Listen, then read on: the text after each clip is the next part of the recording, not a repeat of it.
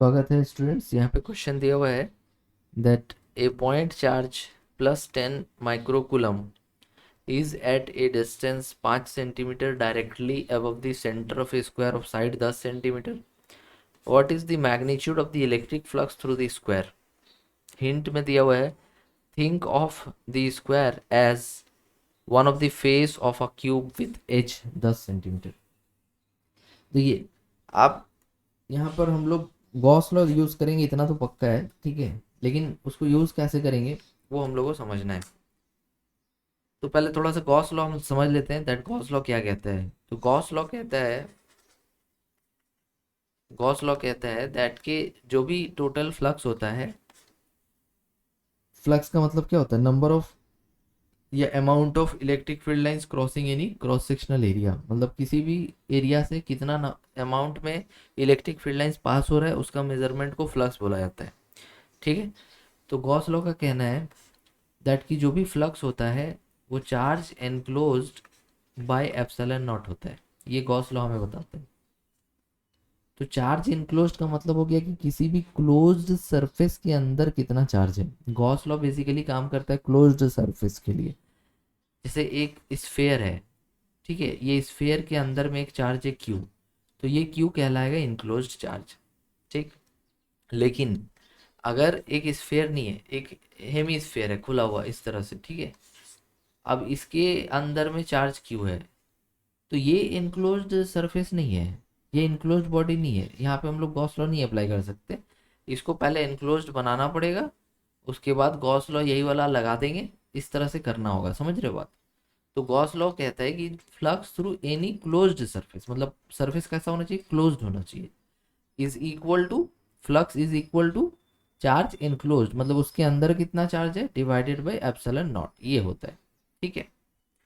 तो यहाँ पर एक सिंपल सा एक प्लेट दिया हुआ है, स्क्वायर प्लेट है, साइड है 10 सेंटीमीटर का, और पूछ रहा है कि इस फेस से कितना फ्लक्स होगा। चार्ज एक रखा हुआ है सेंटर से 5 सेंटीमीटर ऊपर में, सेंटर देख रहे हैं ना, सेंटर से 5 सेंटीमीटर ऊपर में एक चार्ज है और वो है 10 माइक्रो कूलम। तो इसको बनाने के लिए गॉस लॉ अगर आप लगाना चाहते हैं तो इस वाले को एक कंप्लीट क्यूब बनाइए पहले, समझ गए।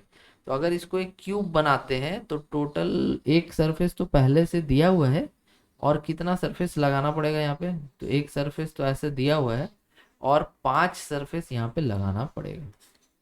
एक इधर लग जाएगा, एक इधर 2, एक इधर 3 और एक ऊपर में। हाँ बन गया। तो एक एक सरफेस इधर और एक पीछे लगा, और एक इधर 3 और एक सामने 4 और एक ये इसके पीछे 5। टोटल 5 सरफेस हम लोग और लगाए हैं, है ना। सबका साइड वही है, क्यूब ही बनाना है, सबका साइड अभी भी 10 सेंटीमीटर करके ही है, ठीक है, उसमें कोई चेंज नहीं है। ओके। तो चलिए अब आप बताइए कि सेंटर अभी भी यही है और इससे 5 सेंटीमीटर ऊपर, मतलब कि जो चार्ज है क्या आपका वो बीच में आ चुका है, पूरा घिर चुका है चारों तरफ से।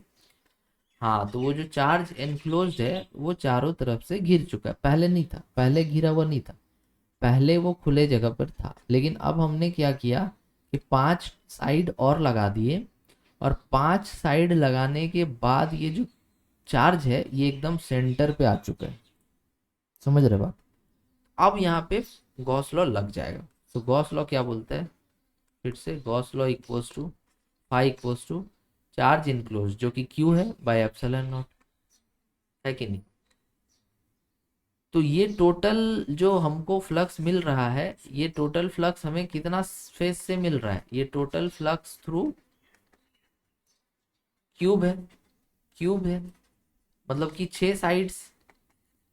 ये जो टोटल फ्लक्स है ये टोटल क्यूब से है, मतलब कि 6 साइड से है। लेकिन हमें तो एक साइड से पूछा था ना, जो दिया हुआ था साइड यहाँ पे। तो इसी को अगर हम लोग ईच साइड कर दें, फ्लक्स थ्रू ईच साइड कर दें, तो इसी को 6 से भागा दे दो, क्योंकि ये अगर टोटल 6 साइड का है तो एक साइड का करोगे तो उससे 6 से डिवाइड कर दो, यही आंसर हो जाएगा, समझ गए। तो जब भी ऐसा एक और एग्जांपल इसमें हम तुमको देते हैं, पहले इसका वैल्यू निकाल लेते हैं। तो Q का वैल्यू कितना हो जाएगा, 10 माइक्रोकूलम, माने 10 गुने 10 का पावर -6 बाई 6 गुने 8.85 इंटू 10 का पावर -12। ठीक है, अब इसको सॉल्व कर लेते हैं हम लोग डायरेक्ट।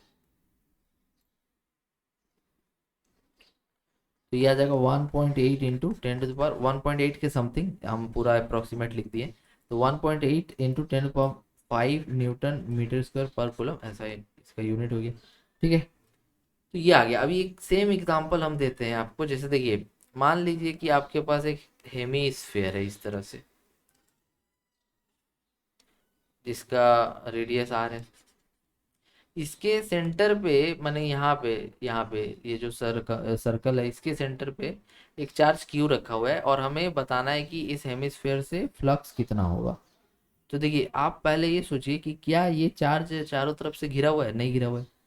पूरा बीच में या इनक्लोज्ड है, नहीं है। तो इसको अगर इनक्लोज करना होगा तो क्या एक और हेमिस्फेयर सेम साइज का इसके ऊपर रख देने से काम चलेगा ऐसे? तो ये पूरा बीच में आ जाएगा, एक स्फेयर बन जाएगा। तब यहाँ फ्लक्स इक्वल टू क्या हो जाएगा, चार्ज इनक्लोज, माने अंदर कितना चार्ज है, बाय एप्सिलॉन नॉट। तो ये पूरा किससे आएगा, ये पूरा हेमिस्फेयर से आएगा, सॉरी पूरा स्फेयर से आएगा। ये जो फ्लक्स आएगा ये पूरा स्फेयर से आएगा। अगर हमको सिर्फ हेमिस्फेयर का चाहिए होगा, तो अगर सिर्फ हेमिस्फेयर का चाहिए होगा, फ्लक्स थ्रू दी हेमिस्फेयर चाहिए होगा, तो इसको 2 से भागा दे देंगे, क्योंकि आधा आधा दोनों से जाएगा। टोटल 2 पार्ट मिला करके ये बना है। आया समझ में? यहाँ 6 से डिवाइड किए थे ऊपर में, क्योंकि टोटल 6 फेस से मिल रहा था फ्लक्स। यहाँ पर दो दो हेमिस्फेयर मिलके एक स्फेयर बनाया है। तो अगर हमको एक हेमिस्फेयर से फ्लक्स चाहिए, तो Q/2 कर, मतलब जितना भी फ्लक्स आएगा टोटल स्फेयर का, उसको 2 से डिवाइड कर दो। तो इस तरह से जो गॉस लॉ लगा करके ना, इस टाइप का क्वेश्चन को बहुत इजीली हम लोग जो है सॉल्व कर लेते हैं। होप आपको ये क्वेश्चन समझ में आ गया होगा। Thank you so much for watching.